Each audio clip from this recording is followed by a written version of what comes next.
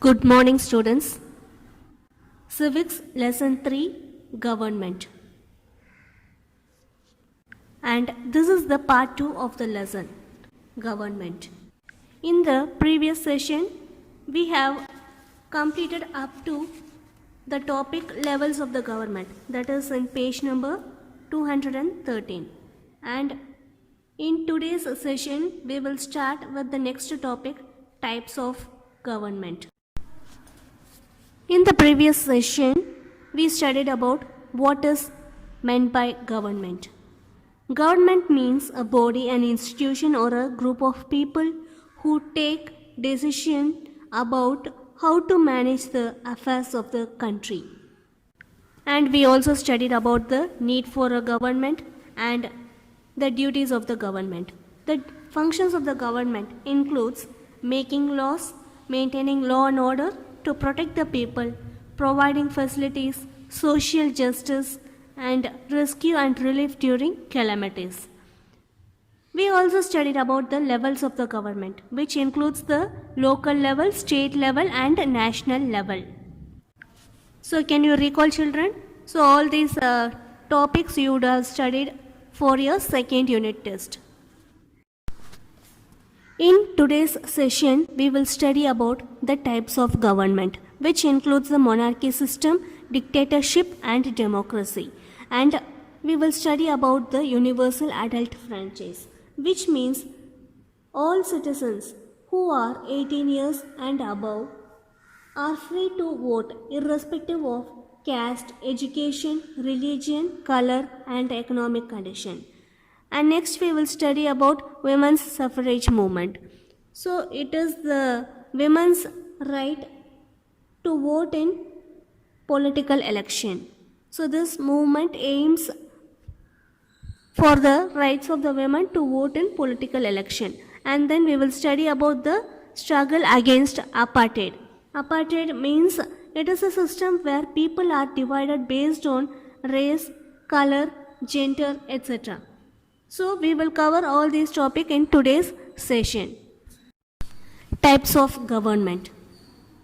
1000 years back, people lived in groups. The oldest person in the group will be the head of the group because he is considered as the most wisest person. That is the knowledgeable person. People approach this old man or the headman of the group in order to solve their problems and to seek advice. The headman would tell the people what to do and what not to do. He will also give judgment based on his level of understanding. But once the group of people living together became larger, that is, as the members of the group increased, it was not possible for one man to control all the people. Therefore, a system of government were formed. Monarchy. The first system of the government was the monarchy. In this form of government, there is a king or queen who is the head of the government. So, the king or the queen is the head of the government, and below them are the advisors and ministers. The king or the queen, who is the head of the monarchy type of government, takes all decisions with the help of few ministers or advisors. The king or the queen could decide as per their likes and dislikes. So, in this monarchy system of government, they are not answerable. That is, the king or the queen is not answerable to the public about their policies. After the death of the king or the queen, the control of the kingdom is passed down to their children as per their choice. Normally, the eldest son of the king or the queen takes over the control of the kingdom. So this system of succession is known as hereditary. Succession means the process of inheriting the title. Suppose if the kingdom is very large, then the kingdom will be divided into smaller units, and the selected people will be the head of each unit. So even though if they are head of each unit, they have to obey all the orders of the king and they have to act accordingly. So this is the monarchy system of government. Can you understand, children? Yes. Now we will move to the next form of government. It is dictatorship. Dictatorship. This is a system of government where one man who is normally from military takes over the government by use of his force. So in this system of government, one man who is from military takes over the control of the government by making use of his power and strength. And then he, along with his friends and supporters, starts to rule over the region in the way he wants. And now let us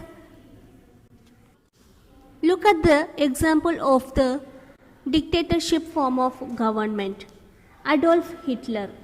So Adolf Hitler is a in-service man in German army and he became the politician in Germany. And then he was also a leader of the Nazi party. Adolf Hitler also became the Chancellor of Germany in the year 1933. And then he formed the dictatorship form of government. Normally, such governments use force on people and harm anyone who does not obey their orders.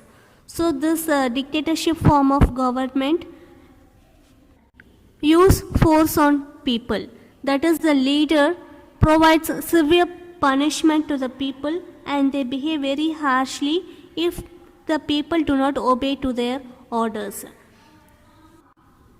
They are generally harsh so that no other person snatches the power of governance from them.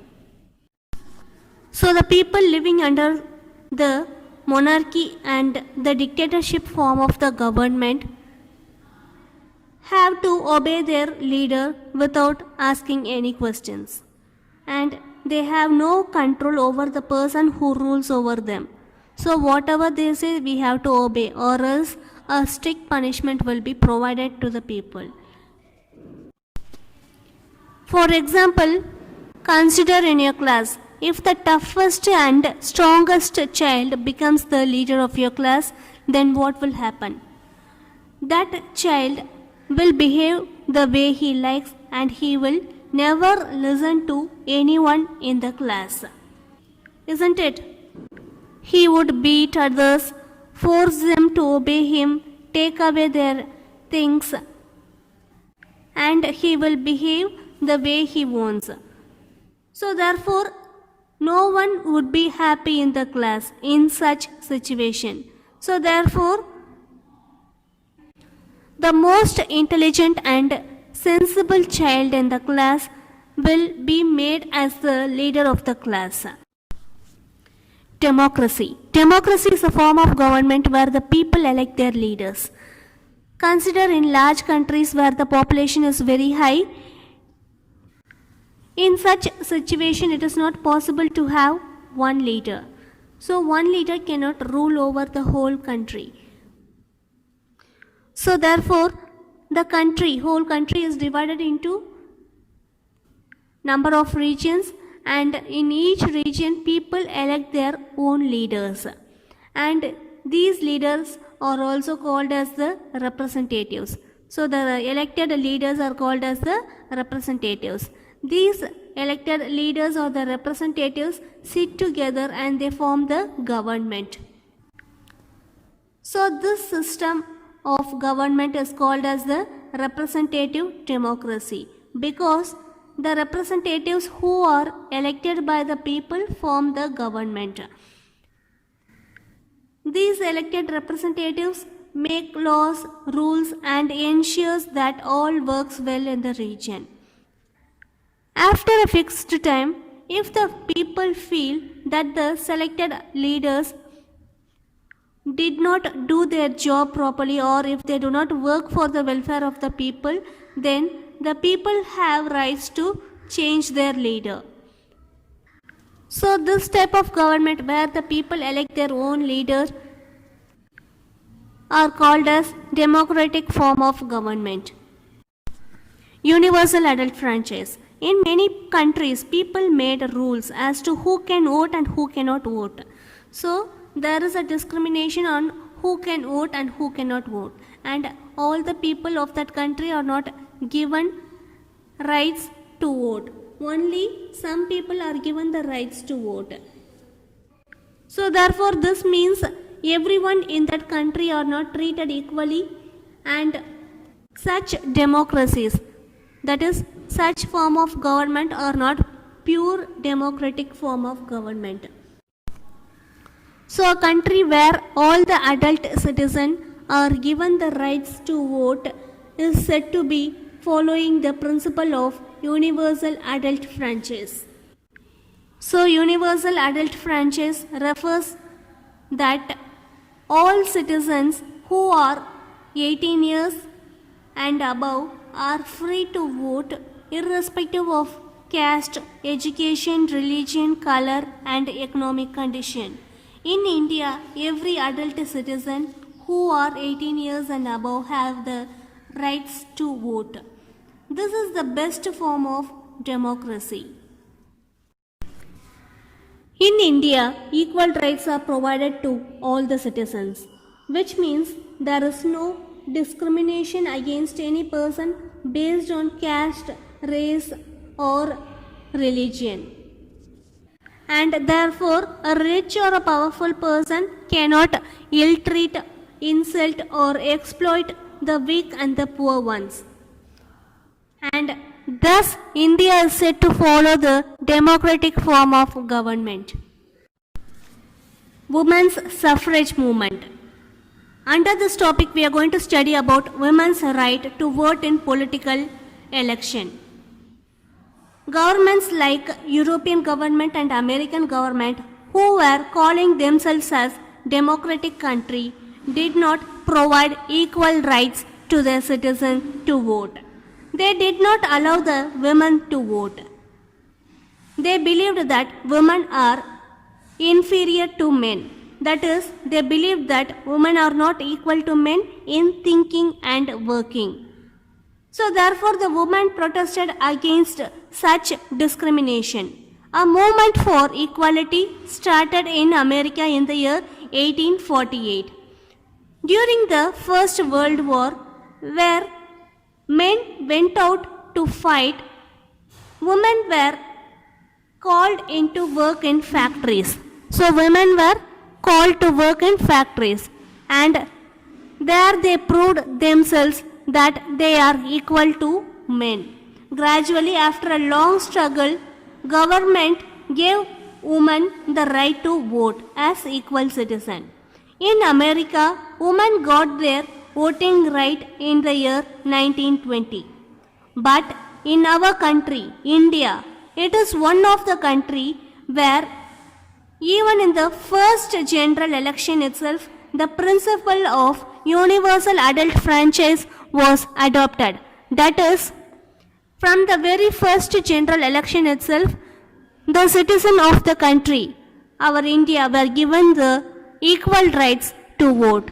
So irrespective of the caste, color, gender, economic status, etc., all the citizens of the country were given equal rights to vote. So all the citizens who are 18 and above 18 years of old were given rights to vote.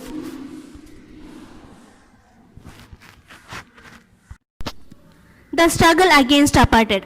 While the government in Europe and America did not provide equal rights for the women to vote, there are some other governments who did not give equal rights to citizens based on their caste or race. For example, consider South Africa. The people were divided in races as whites, blacks, and colored. So in South Africa there was a discrimination based on color. The people of South Africa, that is the natives of South Africa, were in dark complexion. When the whites from the northern region came to South Africa, they started to dominate the South Africans since they are dark in complexion. The whites started to settle down in South Africa. Since they had large amount of money, they bought most of the areas in that country and they became rich and powerful. They started to rule over the native people, that is the local South Africans. They were treated as slaves. They were not even allowed to enter into the areas where they settled. They were only made to work as slaves in those areas. The natives of the South Africa who were in dark complexion were forced to go to separate schools and they have to go to separate hospitals also. And they were totally discriminated against. And this kind of discrimination is known as apartheid. The South Africans had to struggle for a long time against this discrimination. Even Mahatma Gandhi also played a role in their struggle for equality. Because once when Mahatma Gandhi went to South Africa, he also faced this racial discrimination. So therefore, he played a role in their struggle for equality. Their struggle intensified in the year 1970s. Intensified means Tivaramarinchathu. That is their struggle intensified in the year 1970s, and in 1991 the apartheid law were abolished. So the racial discrimination was completely abolished in the year 1991, and in 1994 Nelson Mandela, who was the citizen of South Africa, that is a native of South Africa, won the election and he became the President of South Africa. So we have completed the lesson, children. In this lesson, we studied about government, the need for government, functions of the government and levels of the government. And in today's session, we studied about the types of government. Under the types of government, we have the monarchy form of government, dictatorship and democracy. And then we studied about the universal adult franchise, that is equal rights to all citizens to vote, and women's suffrage movement and the struggle against apartheid. Okay children, meet you in the next session. Thank you.